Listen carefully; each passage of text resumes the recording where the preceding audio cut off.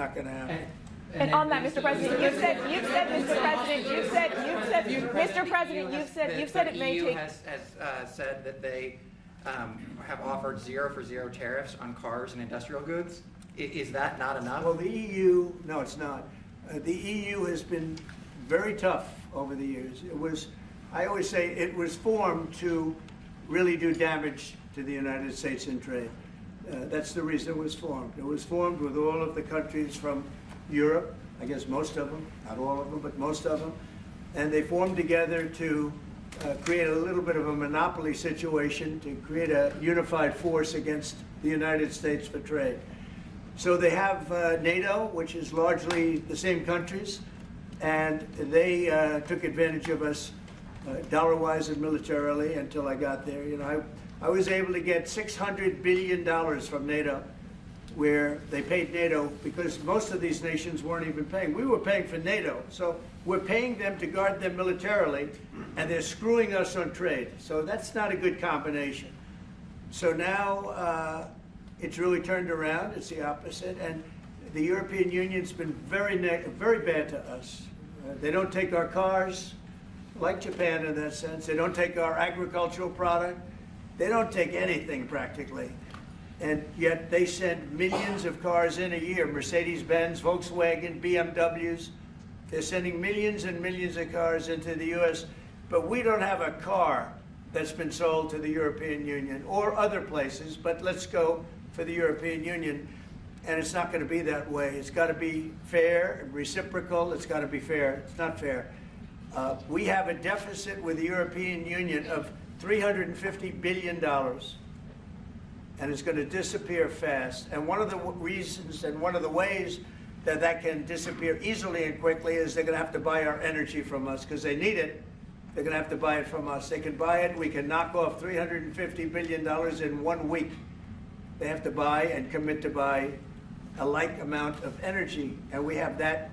You know, we have more energy than any country in the world. I don't know if you know that. He knows everything, but the one thing he may not know, we have more energy than any country in the world. We have more of every kind of energy, every form of energy, from oil and gas to coal. And people talk about, I call it beautiful, clean coal. As you know, Germany is opening up a coal plant a week.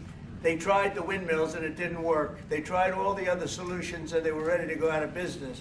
Now they're doing a coal plant a week. China is now up to 2 coal plants. They're opening 2 major coal plants every single week in China, all over China. And then we're not allowed to use coal. Well, we have clean, beautiful coal more than anybody else. We have oil and gas more than anybody else. We have the most energy of any country in the world, including Saudi Arabia, including everybody, by a lot. And I took it to #1. We were #3, and I took it to #1 during my administration. And the reason that we were hurt so badly and the reason that we went into such incredible inflation during Biden is energy.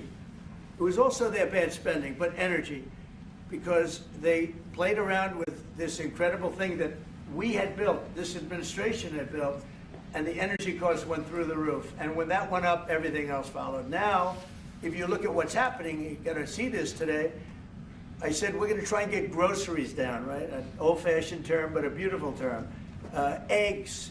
So when I got in, the press went absolutely crazy the first week. They said, eggs have quadrupled in price. I said, I just got here. Tell me about it. And Brooke Rollins and our team did a great job, and eggs are down now 79%, and they're all over the place. And this was a problem that somebody else would have taken a long time to cure. We have energy is down. We have interest rates are down. We have groceries, meaning food is down. We have everything is down at levels that nobody ever thought possible. Energy looks like it's going to be in the $2.50 a gallon range and maybe below that for a car, so for gasoline. So we're really doing amazing. I mean, we're cutting prices because prices got so high, people couldn't live. I mean, the prices for groceries, the prices for standard groceries, standard things were going through the roof. They couldn't live. And now those prices are coming down. So call them groceries, but that's down, energy's down, and interest rates are down. Everything's down.